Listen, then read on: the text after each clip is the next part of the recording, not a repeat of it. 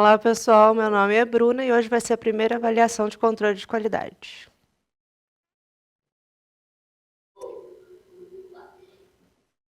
Agora eu vou postar para vocês, tá, pessoal? Lá no Classroom.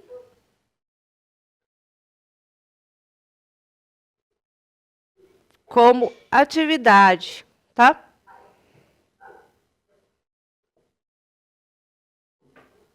Foi. Boa sorte para vocês. Vocês têm esse tempo, o tempo da primeira aula para fazer, tá? Tome o tempo, fiquem à vontade.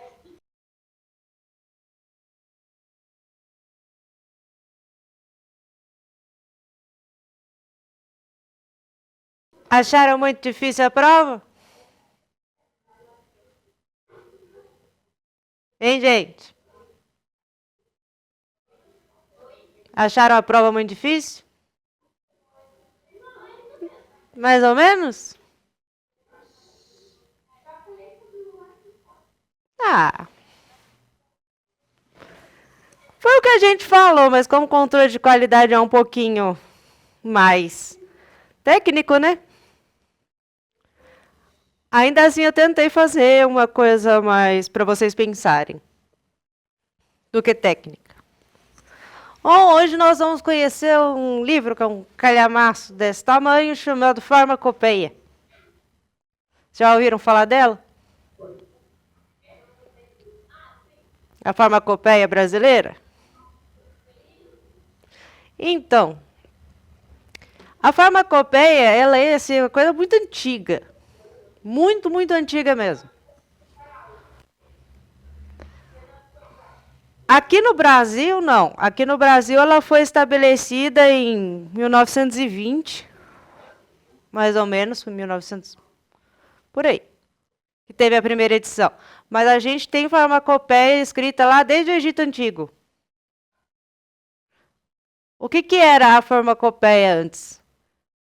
Era um lugar onde as pessoas descreviam como fazer o medicamento, o que elas precisavam, quais ervas eram utilizadas, né? Como utilizar, quais as misturas, quais, né? A dissolução que eles tinham que fazer, se era tintura, se era com álcool, se era sem álcool, se era macerado, enfim. Desde tempos imemoriais.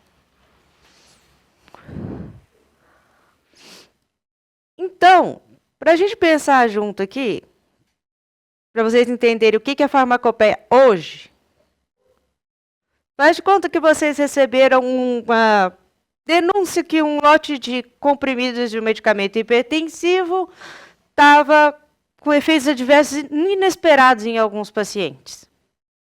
A farmácia tem que investigar se teve algum erro, certo? Geralmente é no controle de qualidade, como a gente conversou antes sobre a história do Tilenol, etc. e tal.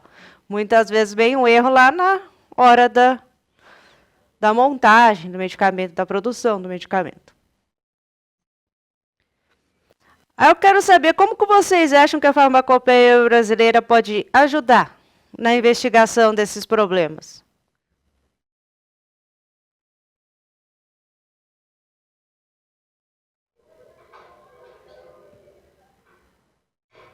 Minha ideia?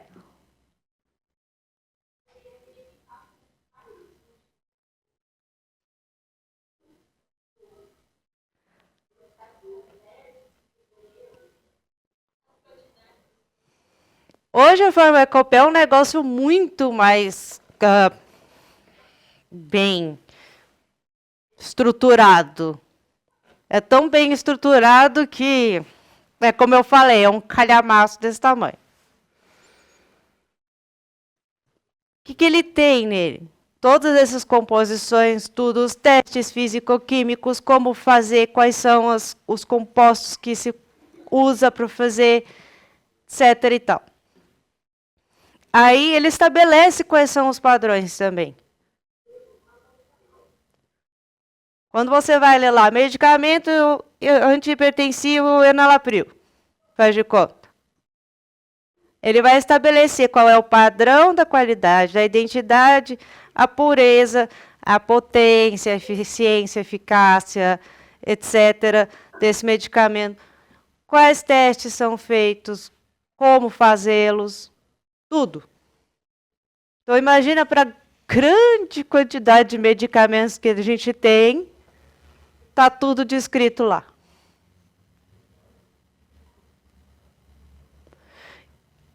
Então,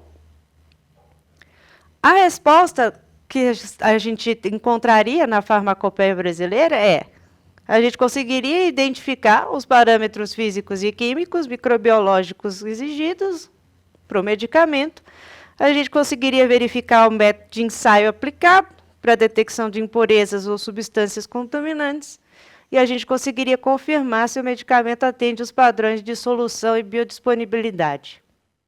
O que poderia estar acontecendo com esses pacientes? O que você acha? Assim, que se está dando efeito adverso, inesperado neles, o que vocês acham que pode estar errado?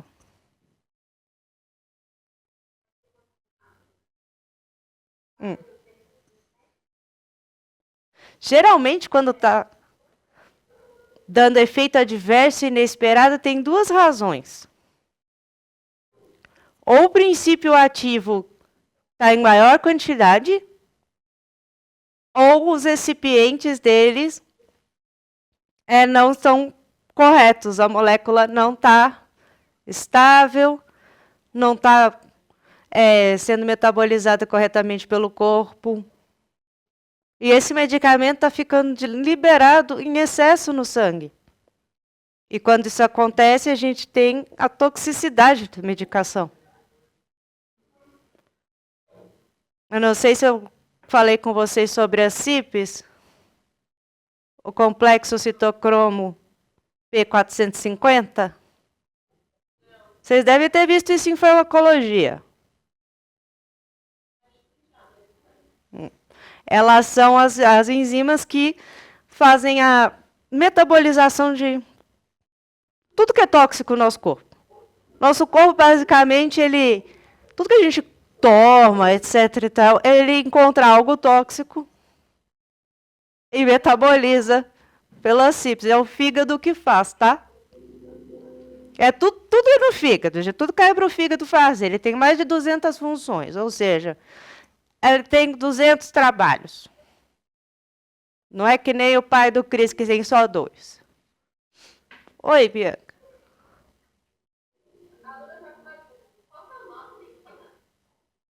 Da enzima? Complexo citocromo P450. Só que aí cada uma vai ter um nome. Os medicamentos que o fígado usa, preferencialmente, né?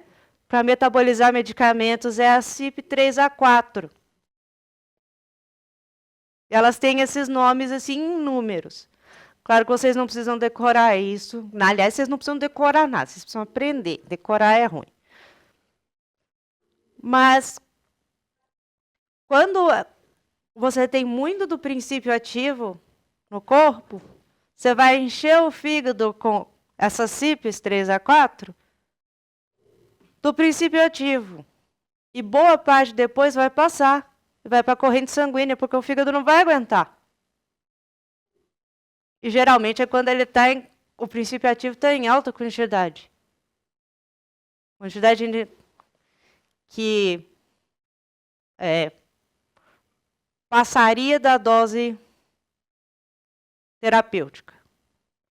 Então, ela vai para a corrente sanguínea e começa a se conectar aos receptores e começa a se tornar tóxico, porque ele não tem o fígado para metabolizar e excretar uma parte, os receptores já estão com a molécula e o resto está no sangue. O fato disso acontecer causa toxicidade e dá efeitos adversos maiores nos pacientes. O mesmo pode ocorrer com os recipientes. Se não tiver a molécula estável e não tiver os recipientes corretos para o fígado pegar lá e mandar para a CYP 3A4 metabolizar, vai acabar passando para a corrente sanguínea e vai acabar se tornando tóxico de novo, porque às vezes nem consegue se ligar ao receptor. por causa da formulação errada. Então, a pessoa vai ter, sim, muitos efeitos. Bastante. Fortes. Mas é como se ela tivesse ingerido uma grande quantidade do princípio ativo. Entenderam? Sempre que ele estiver assim, com a linearidade muito alta no sangue, ele vai se tornar tóxico. Aí, quais testes a gente costuma utilizar para descobrir se o que foi, o que pode ser, né? É o que eu falei, geralmente é isso. Mas é sempre geralmente. Na área da saúde, eu não posso dizer é. Então, por isso que a gente tem que testar tudo. A gente faz os testes físico-químicos, igual o teste da formulação, né, que é o pH, para ver se está correto. A solubilidade, a pureza do princípio ativo. Às vezes o princípio ativo também não está puro. Está com impureza. Então o corpo não consegue metabolizar. Por alguma razão. A gente vai ver se a qualidade desse princípio ativo também. A gente testa, mesmo que o fornecedor diga para a gente que está tudo dentro dos padrões, a gente vai ver se a qualidade que a gente recebeu é essa mesmo. Tá? E a gente vai fazer uns ensaios microbiológicos para patógenos, dependendo do que a pessoa tiver apresentando também, de efeito adverso. E, geralmente é bom fazer, para saber se tem contaminação ou não. Sempre você vai fazendo teste de controle de qualidade, eu já faço. Porque não é difícil de fazer. Geralmente é por gram. Gram positivo, gram negativo. É super fácil de fazer, então já faço tudo para o negócio ficar com um relatório bom. Entendeu? A gente faz o teste da dissolução também, que é a avaliação da liberação, igual eu falei para você, do princípio ativo, se está de acordo com a formulação dele, se ele está eficiente e eficaz. E o teste da estabilidade da molécula. Porque vai que foi armazenada aquelas moléculazinhas que estavam lá numa boa, foram armazenadas num frasco que não era âmbar, tomaram luz, aquele sol. O que acontece com elas? Elas quebram, elas distorcem. E aí você tem um problema no princípio ativo. Se elas começarem a distorcer, a quebrarem ou coisa parecida, em grande quantidade, pronto. Você perdeu aquele produto. Em pequena quantidade sempre vai acontecer, mesmo que esteja no frasco âmbar, porque é o que eu falei, elas não ficam numa foto lá parada 2D. Né? Elas estão sempre se movendo. E geralmente, às vezes, elas são racêmicas, elas viram racêmicas. Não sei se vocês já ouviram esse termo também. Racêmica é quando ela vira, ela está assim, faz de conta, né? E a outra molécula, ela deveria estar assim também. Só que ela faz assim, ela espelha. Então, ela mudou de lado. Aí isso é uma mistura racêmica. Quando ela vira de lado, e às vezes ela não funciona no receptor. Mas é uma coisa que a gente também tem em mente já quando produz uma medicação. Que isso vai acontecer. Por isso das dosagens serem mais altas em comprimidos, etc. e tal. Mas se você tiver um monte de mistura racêmica lá, não vai estar certo. Esse princípio ativo teve algum problema, seja de armazenamento, seja de dissolução, seja de formulação.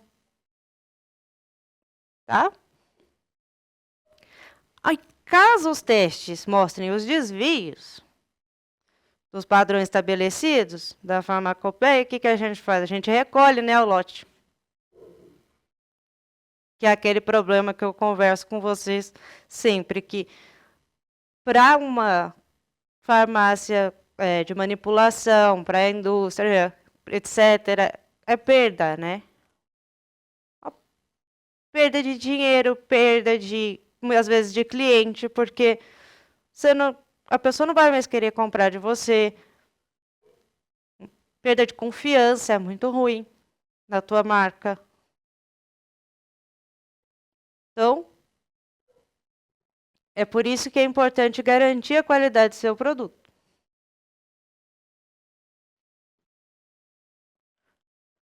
O histórico da farmacopeia que eu falei foi lá em 1929, a farmacopeia brasileira. Mas aí por que eles fizeram só em 1929? Não é que ela existia só a partir de 1929. Já existia antes, aqui no Brasil mesmo. Mas ela não tinha sido regulamentada, feito um livro lá, o calhamaço. Então, quando foi regulamentado, foi em 1929, que foi a primeira edição dela. Claro que ela não tinha tudo isso que ela tem hoje. Ela tinha mais como fazer as medicações. Até porque nessa época muitos testes não eram estabelecidos, não existiam. Foi época que a gente começou a descobrir receptor. É a época que a farmácia começa, que ela desmembra da medicina. Então, vocês pensem que poderia ser uma coisa bem mais simples. Mas é um guia. Já era o guia. Se precisava ir lá como farmacêutico fazer a medicação, você ia lá, consultava a farmacopeia. O que é muito importante para a nossa história, assim como para a história da farmácia. Porque a gente sabe muita coisa hoje, a gente utiliza muito medicamento que estava anotado nos farmacopeias lá da Idade Antiga. Então, assim, é muito importante para a história dos medicamentos. Aí hoje ela está na 6ª edição, indo para a 7ª. Porque pensa, né? Toda vez a gente vai ter teste novo, a gente vai ter equipamento novo, medicamento novo, molécula nova, solvente novo, etc. e tal. Então vai ter um monte de coisas que eles vão ter que pôr. Só que eles não vão atualizar isso todo ano, porque fica complicado. Então eles esperam juntar uma quantidade significativa de melhoras, de descobertas, de pesquisas, e vão fazendo edições novas. Porque dá, assim, um trabalho imenso. E ele é um guia técnico obrigatório para a indústria farmacêutica, farmácias e laboratórios. Ele tem que estar lá, porque vocês têm que consultar tudo isso em caso de necessidade. Né? Porque vocês, quando forem trabalhar, se forem trabalhar, porque eu sei que muitos não gostam, odeiam, o que é triste para mim. Não, qual a farmácia eu falo? Vocês vão acostumar com muita coisa. Vocês vão lembrar de muita coisa, vocês vão, conforme vocês forem trabalhando, né? Aquilo vai ficar na memória de vocês, vai ficar incutido em vocês, então vocês vão começar a consultar a farmacopeia quando vocês desconhecerem determinadas coisas, tiverem que fazer alguns testes que nunca fizeram na vida. Mas muitas vezes vocês vão se acostumando, lembrando. Aquilo vai virando parte do trabalho da vida de vocês.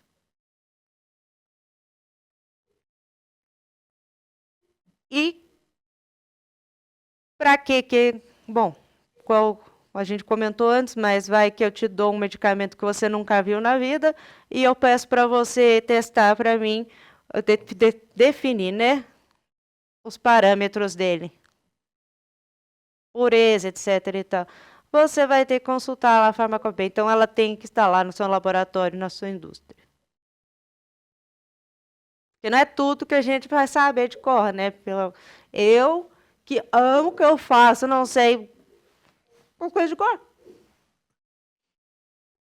Isso que eu sou doida de ficar vendo documentário, de ver filme, de ver tudo, ficar lendo o tempo todo, sou doida total disso. E antes de você falar assim para mim, um medicamento, eu sei, sei lá o que é isso. Sei pelo nome, assim, se me disser, porque eles têm um padrão no nome, né? Então eu vou saber a que classe ele pertence, mas assim, nunca ouvi falar na vida, não sei. Não... E olha que eu sou doida, hein? Agora vocês me falam aqui. Qual das alternativas não corresponde a um método geral de controle de qualidade descrito na farmacopeia? Ensaios físico-químicos, teste de dissolução, ensaios microbiológicos e autoavaliação do farmacêutico.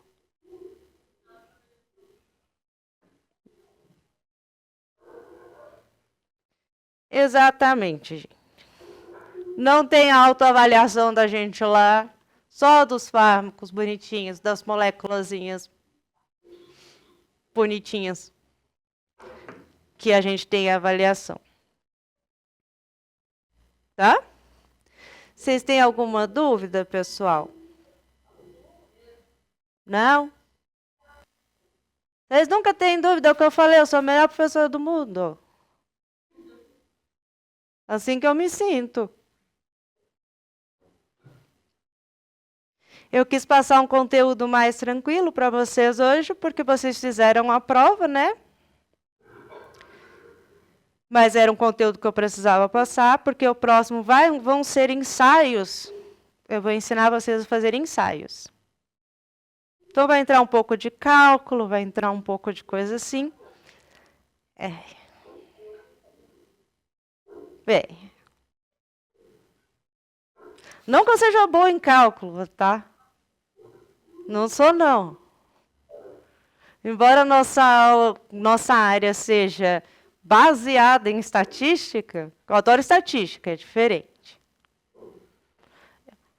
E os cálculos mais avançados que a gente faz na pesquisa, mas cálculo básico, meu Deus, sou terrível. Mas a gente tem que fazer.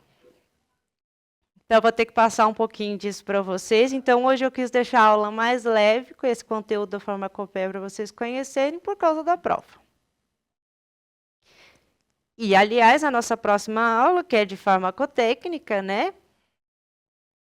Eu já corrigi a prova, já passei para a Bianca as vossas notas. E eu trouxe um slide para a gente fazer a correção. Tá? Vocês foram, a grande maioria, muito bem. Por isso que eu amo vocês. Porque vocês me surpreendem. Muito gostei, assim, gostei de ler a prova de vocês, eu vi a diferença de escrita de vocês, achei uma gracinha, assim, cada um ter seu próprio jeito, enfim. Mas isso a gente conversa na próxima aula. Tem certeza que não ficou nenhuma dúvida?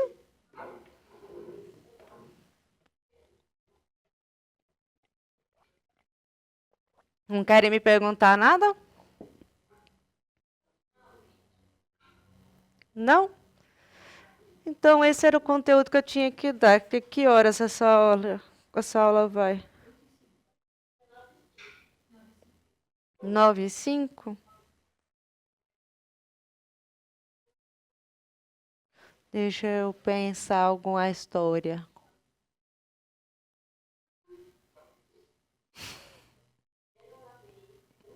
Era uma vez algum crime absurdo que eu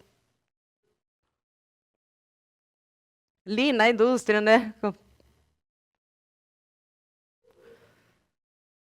Estou pensando alguma história relacionada com farmacopeia, ver se eu me lembro.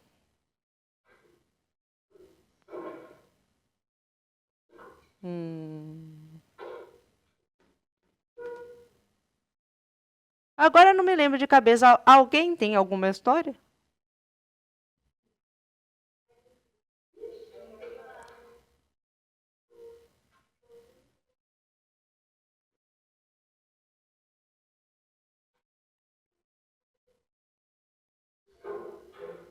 Alguém assistiu o Império da Dor lá?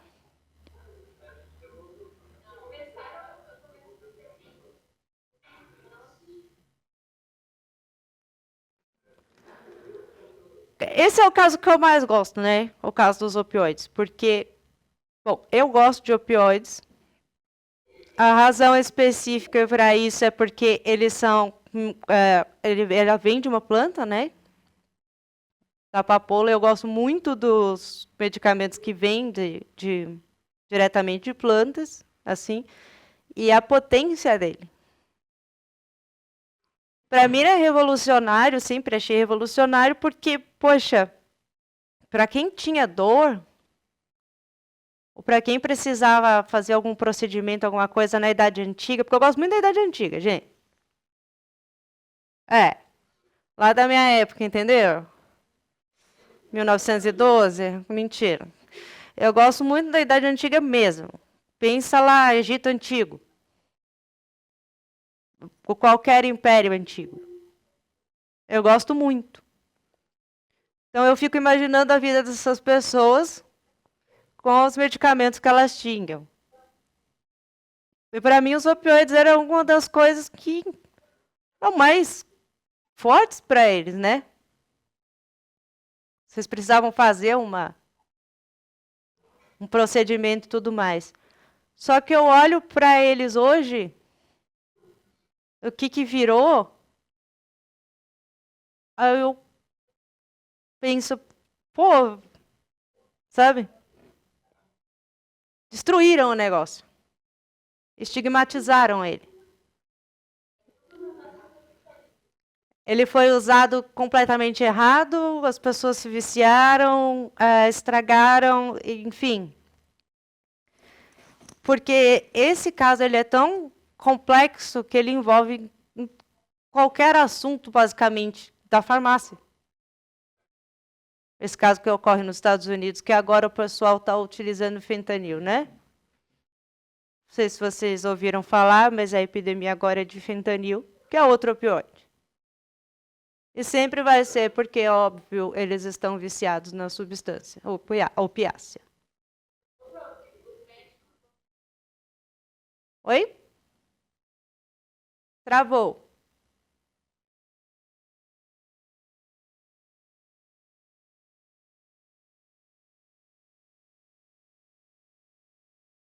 Deixa eu perguntar a Bianca se foi travou aqui ou lá.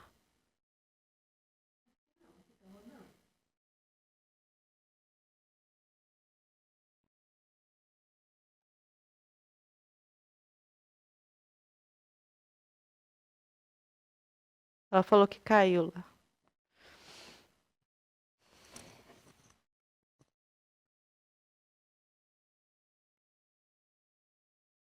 E eu sou contadora de histórias, né?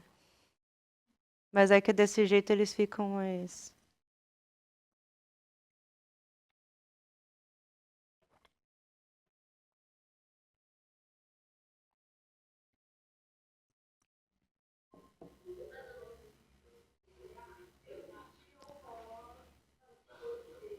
Oi.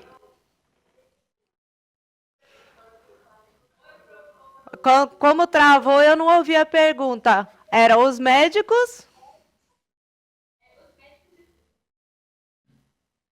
De novo. Eu começo a perguntar e cai nos médicos.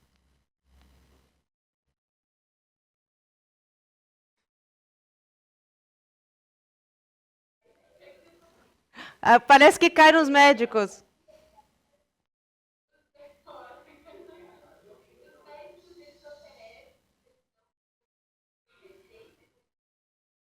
Eles dão o quê? Não entendi.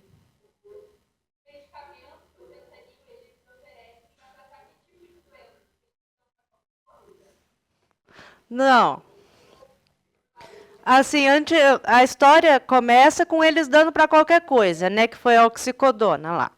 Por isso que eu falo para vocês assistirem o Império da Dor, que é série, muito boa. Ao invés de ser documentário, né? É minissérie, deve ter 6 episódios. Mas começou assim, eles receitavam para dor de cabeça, entendeu? Um opioide de 100 miligramas. Agora, hoje em dia, para que servem essas coisas? Para pessoas que têm dores extremamente fortes, que não passam com nada. Antes era a morfina, só que a morfina também ela não dá conta de determinadas dores. Então, eles foram desenvolvendo medicamentos assim, aplicando a morfina algumas modificações para que eles se tornassem mais potentes. O que é a potência de um medicamento?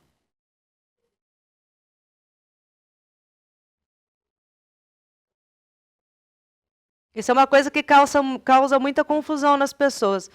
A potência dele é a capacidade dele de se ligar ao receptor. Quantas moléculas vão se ligar a maior número de receptor possível?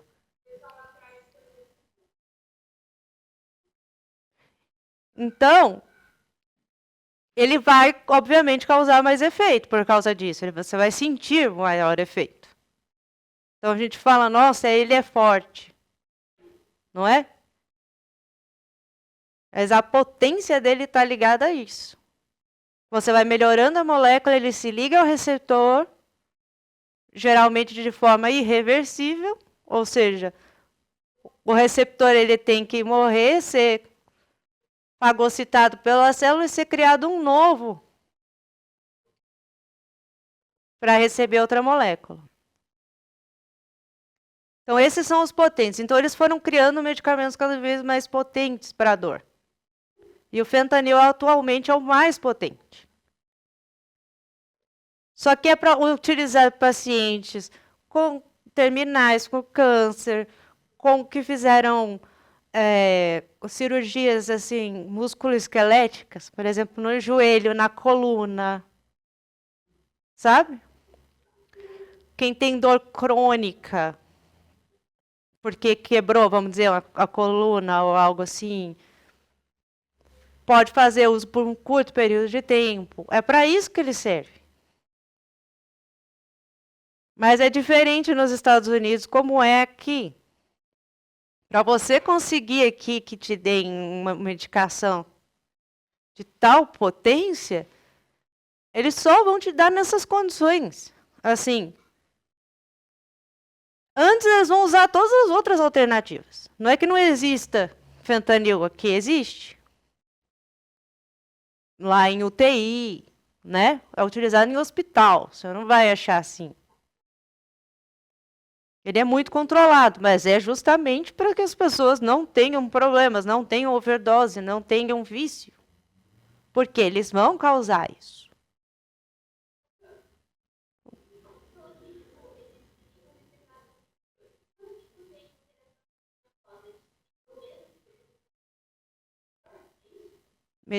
Interação medicamentosa de quê?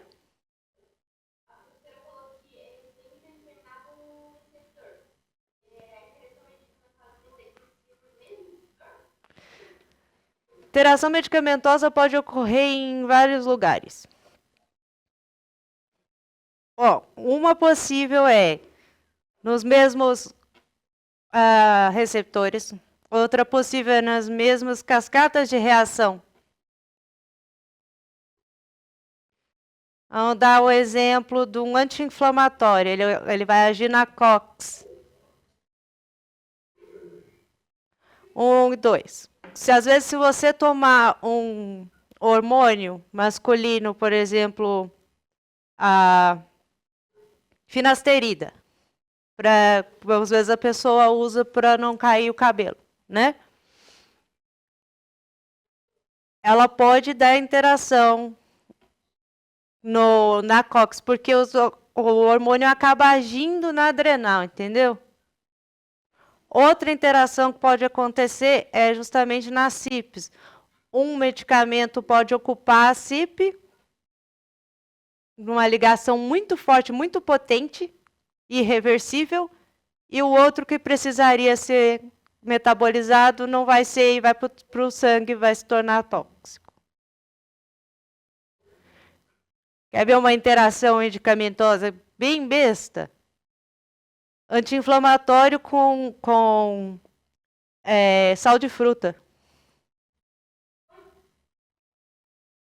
Quando você fica com azia porque você tomou o anti-inflamatório e você toma sal de fruta. O que acontece? Ele aumenta a quantidade no teu sangue, o anti-inflamatório. Ocorre no estômago. Aumenta a quantidade do anti-inflamatório, só que ele não vai chegar a se tornar tóxico, porque a dose é o que eu falei, é baixa, né? É o suficiente para não te causar mal.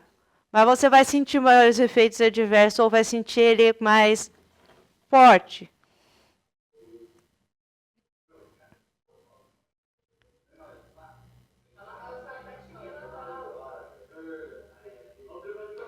Eu?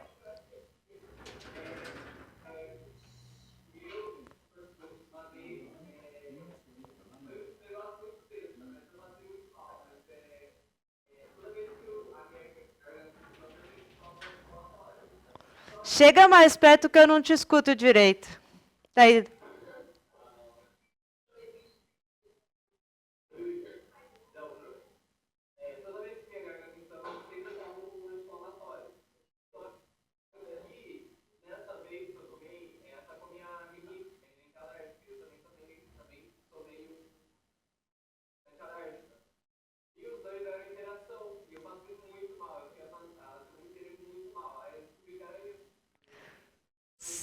Sim.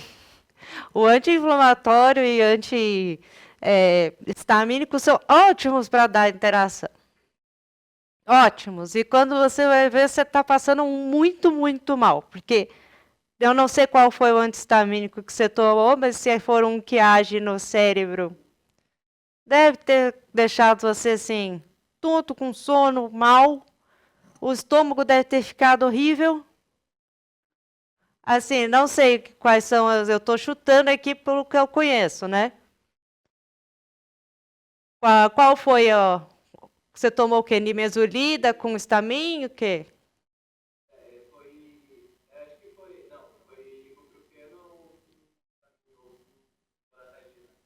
A ibuprofeno ele é um dos mais tranquilos, a gente usa, né? Mas ele é um dos que mais tem interação medicamentosa também. E é com ele, por exemplo, que você não pode tomar sal de fruta.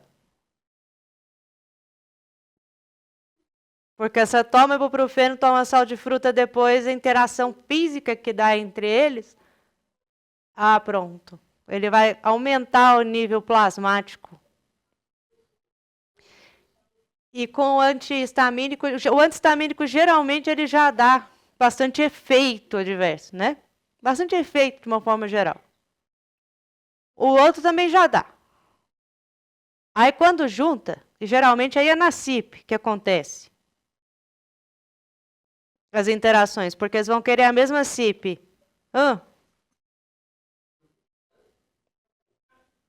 Pronto. Um vai ficar mais forte que o outro, vai ficar em maior quantidade que o outro no sangue.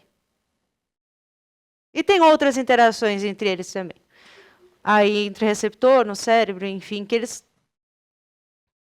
Os mais potentes é aquilo que eu falei. Eles vão interagir com o receptor certo, com força suficiente.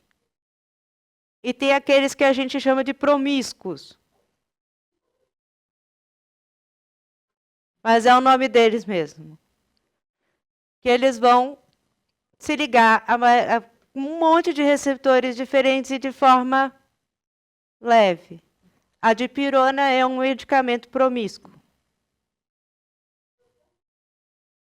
Então, ela vai se ligar a um monte de receptor. Dependendo do que você tomar, também vai interagir com ela. Só que ela não é potente o suficiente. A ligação dela com esses receptores não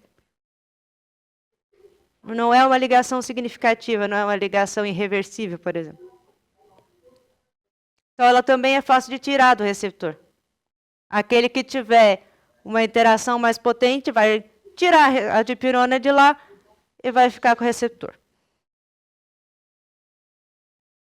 É mais ou menos assim que funciona. Mas isso é farmacologia. Mas vocês encontram isso na farmacopeia. Quando vocês estiverem lendo lá alguma coisa, estiverem vendo, a potência da medicação vai estar falando exatamente do receptor. Né? Como ela age, se é reversível, irreversível. Não sei se vocês já viram o gráfico em farmacologia de potência, eficiência, eficácia. Viram, não?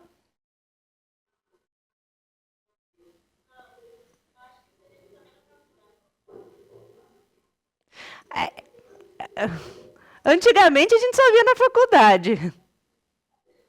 Mas vocês têm bastante sorte de vocês poderem ter um curso técnico. Na minha época, a gente tinha que fazer vestibulinho para entrar em algumas escolas técnicas. Eu sou de São Paulo, então era o ETESP, CETESP, Albert Einstein, Cefet, enfim. Cedon e tal. Ah, eu fiz. Para entrar aí só tinha assim, mecânica, elétrica, eletrônica, química e magistério.